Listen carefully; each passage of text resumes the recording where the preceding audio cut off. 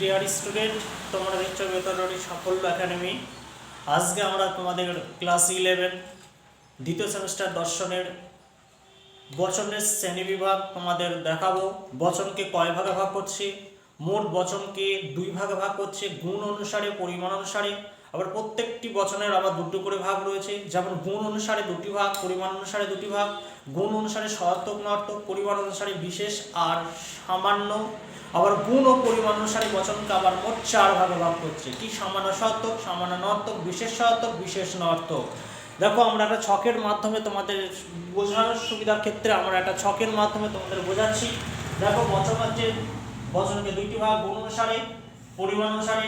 গুণ অনুসারে করছে দুটো ভাগ, সহার্থক, নর্থক। সহার্থক হচ্ছে এআই, নর্থক হচ্ছে ইআই, ইও।